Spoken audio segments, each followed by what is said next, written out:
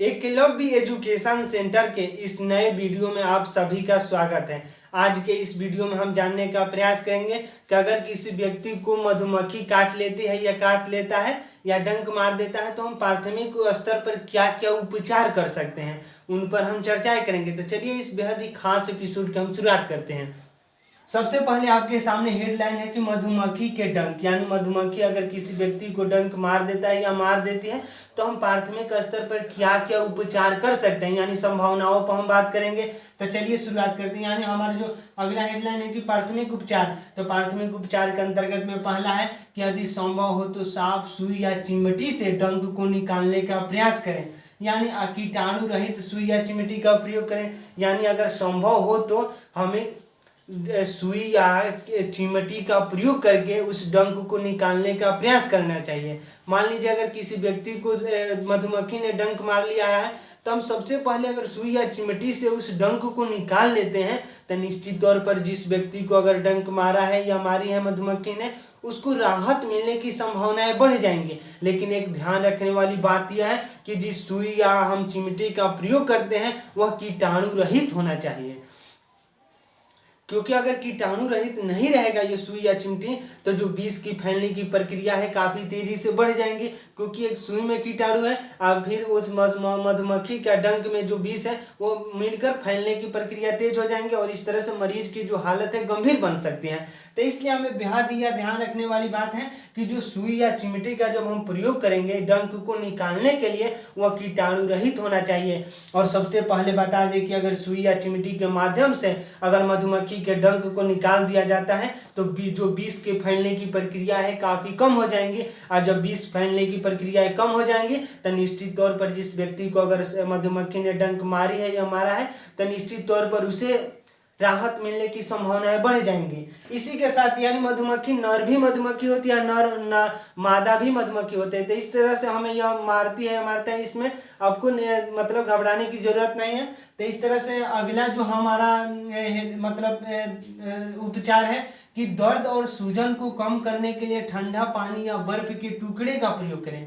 यानी जहाँ पर दर्द और सूजन हो गया है वहाँ पर ठंडे पानी या बर्फ का हमें प्रयोग करना चाहिए, क्योंकि अगर ठंडे पानी और बर्फ का प्रयोग करते हैं सूजन के स्थान पर तो निश्चित तौर पर जिस मरीज को अगर मधुमक्खी ने काट लिया है और वहाँ पर सूजन हो गया है और दर्द हो रहा है, अगर बर्फ का प्रयोग करते हैं तो निश्चित तौर पर उसे लाभ मिलने की संभावनाएं बढ़ जाएंगी। लेकिन आमतौर पर ग्रामीण स्तर पर अगर आप देखते हैं तो ग्रामीण स्तर पर फ्रिज की संख्या कम है, क्योंकि जो संपन्न व्यक्ति होगा वही ग्रामीण स्तर पर फ्रिज रखेगा। अगर फ्रिज नहीं भी है तो हम ठंडे पानी का प्रयोग करके उस सूजन या जहाँ पर दर्द हो रहा है उसका भी हम इलाज कर सकते हैं, यानी थोड़ा सा राहत जरूर मिलेगा। अगर बर्फ का प्रयोग करते हैं तो ज़्यादा राहत मिलेगा, अगर ठंडे पानी का हम प्रयोग करते हैं तो निश्चित तौर पर थोड़ा राहत मिलने की संभावनाएं हैं। तो इस तरह से हम प्राथमिक स्तर पर ठंडे पानी या बर्फ के टुकड़े का प्रयोग कर सकते हैं। जहाँ पर डंक मार दिया है मधुमक्खी ने और वहाँ पर दर्द और सूजन हो रहा है वहाँ पर हम ठंडे पानी और बर्फ का प्रयोग से राहत ला सकते हैं। इसके साथ जब हम अगला जो हमारा उपचार है कि एंटीसेप्टिक क्रीम का प्रयोग करें। यानी अगर किसी व्यक्ति के पास एंटीसेप्टिक क्रीम है तो तुरंत मंगवाकर वहाँ पर जहाँ जिस व्यक्ति को काटा है वहाँ पर लगाने का प्रयास करना चाहिए, क्योंकि आमतौर पर एंटीसेप्टिक क्रीम अगर आप रखते हैं तो वह लाभदायक है। क्योंकि अगर एंटीसेप्टिक क्रीम का प्रयोग कर देते हैं मधुमक्खी के डंक, जहां पर मधुमक्खी ने डंक मार लिया है, अगर एंटीसेप्टिक क्रीम का प्रयोग करते हैं तो निश्चित तौर पर जिस मरीज को मतलब मधुमक्खी ने काटा उसको राहत मिलने की संभावनाएं बढ़ जाएंगी। तो इस तरह से हम एंटीसेप्टिक क्रीम का प्रयोग करके प्राथमिक उपचार के माध्यम से उस व्यक्ति को राहत प्राप्त कर सकते हैं। इसी के साथ जब अगला हमारा जो है कि चिकित्सक को दिखाएं, यानी जो भी डॉक्टर्स यानी नज़दीकी डॉक्टर्स को दिखाने का प्रयास करना चाहिए, क्योंकि अगर हम प्राथमिक स्तर में ही उलझे रहे तब जो समस्या है यानी मरीज के साथ जो समस्या है काफ़ी गंभीर हो सकती हैं। तो इस तरह से हमें प्राथमिक उपचार के साथ साथ ग्रामीण यानी नज़दीकी डॉक्टर्स को दिखाने का प्रयास करना चाहिए, क्योंकि अगर हम प्राथमिक स्तर पर ही इलाज करके मान लीजिए हम रुक जाते हैं तो निश्चित तौर पर ऐसा हो सकता है कि जो विष की प्रक्रिया है काफ़ी धीरे धीरे फैले और जैसे ही कुछ समय बाद ज़्यादा तेज़ी से फैल जाए। तो इस तरह से आपसे यह सुझाव है कि प्राथमिक जो नज़दीकी डॉक्टर्स हैं उनको दिखाने का प्रयास करना चाहिए।